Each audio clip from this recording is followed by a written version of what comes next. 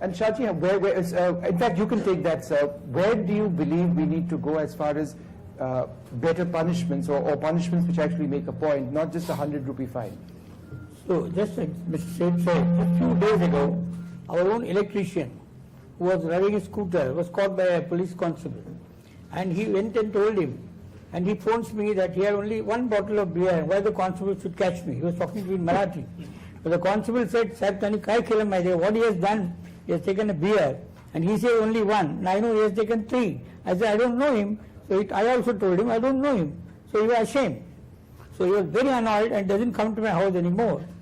Because I said, I don't recognize you because you are drunk. You had a point, Dr. Oak? Suspending the driving license for at least 3 months is the first act that needs to be done. Because nowadays the metros at least are running to a situation that if my license is suspended, I'm going to have it for 3 months. And that would deter me from driving. And moreover, I think so it's the culture. I should be ashamed of taking away life by my reckless act, something which he has done, something which he has given. I have no moral authority, no any authority to take the life away by doing an accident. Okay, well, we are almost completely out of time, but Abanti, one last question to you. Going forward, what are some of your ideas? Because we've done this for 3 years, we've really tried hard to spread this message, but going forward, what else do you think we could work towards in shaping public opinion, in going on the right road, as it were? So I think 3 things really. The first is that we kind of continue to create awareness around new laws and new legislation which have come in. So last year we did the Good Samaritan. This year, hopefully, if the Motor Vehicles Act comes through from with the Parliament, then really creating that awareness. I think that's important. The second is, how do we, make sure that the on-ground momentum is spread to more cities, more people. So, in marketing language, we say broaden the reach of what we are doing. And third is really, how do we bring in more engagement and not just, one-way kind of sermonization. And that's why we thought for this season, they're actually going to move from a negative message like don't drink and drive, which feels like a stick, to a rallying cry for a positive action, which is get a designated driver, so that people know, okay, I don't do that, but then what do I do? And so we make that the mantra, so there is a behavior shift that people can connect to and get engaged. All right, well, I'd like to thank all of our panelists today for joining us on this. We do have time for questions, which we will take. But it's something that we really feel is a cause that in NDTV certainly we attach ourselves very closely to, and it's been a great privilege working with United Spirits on this. This campaign, this partnership is very strong, and we hope it does continue. We've got young students over here, young professionals over here. We've also got Dr. Sulema Merchant, the Dean of Sion Hospital, with us. Dr. Merchant, there you are, sir. You were supposed to be here with us, and I'm so glad you were able to make it. In fact, I would ask you the same question which I've asked Dr. Oak earlier on. The emergency room of a hospital, the first hour. What is the scene that you typically see day after day, year after year, of how families are often destroyed because of irresponsible choices being made? I think that's a very good question. And I think before starting, it's nice to have a backseat driver on the scene too, These guys are on the front seat here, so it's nice to have a real perspective. My point is, before I answer that, I'd like to take on what positive contributions have come up and very good suggestions, like Suhail, for example, education. I'll give you an example there. I was a student somewhere in Germany, a small, tiny little road, 5, 6 in the morning. Nobody there. Pedestrian crossing, red light, 2 people waiting out there. And I was kind of, say, what the heck's going on? And that Mumbai pana of me, if I can say, Mumbai got the better of me, and I was about to take a step. There was no road. There was no traffic, at all.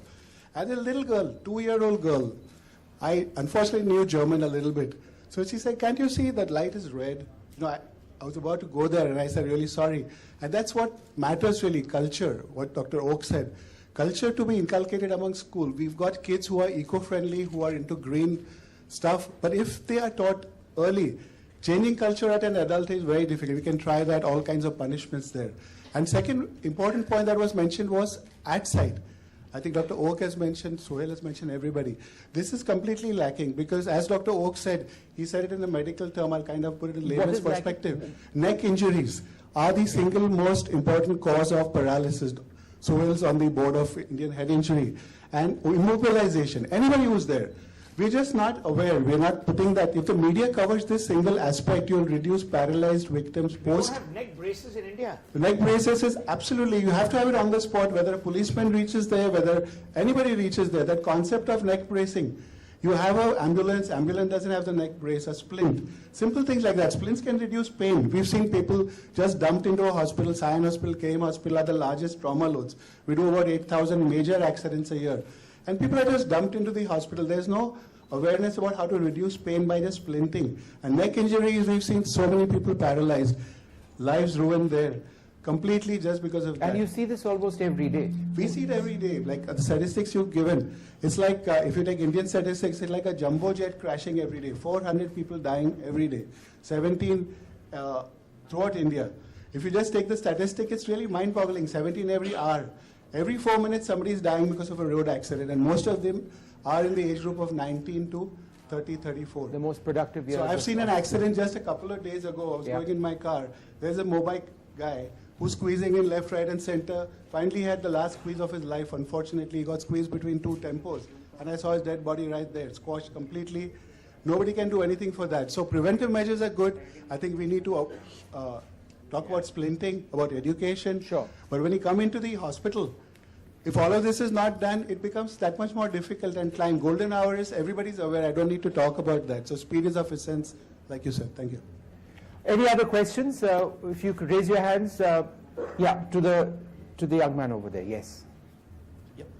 Good afternoon, everyone. My name is Ridesh, and I'm representing KJ Somaiya College of Management Studies and Research. So first of all, thank you all for instilling some faith in youth that we are the driving force behind bringing the change in any sort.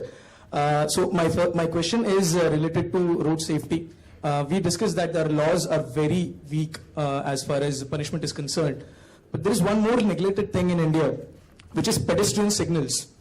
So we don't have stricter laws for pedestrians in India, even though we have zebra crossing, but that doesn't solve the purpose. So who would you like to ask So your question? any of the panelists So who Shadi, take would you this like to question, take this, because I I would think like it's to a know very why we are important not imposing stricter public rules for signages. pedestrian signals, Yeah. which could avoid a lot of Shadi. accidents. So that's a great question. I think it comes back to the moot point of who are we designing roads for, right? We design roads for motor vehicles, for cars and other vehicles, but we don't design it for pedestrians. And sadly, 50% of the people who are actually dying in road accidents in India are called vulnerable road users, who are not protected by a shell. So they are cyclists, they are pedestrians, they are children. So every day 20 children die in road accidents in India. Yeah. Kids, you know how kids are taken to school and got back from school. I think we have to move towards, and there are a lot of cities in the world, third world countries, like Bogota, for example, they're moving towards pedestrian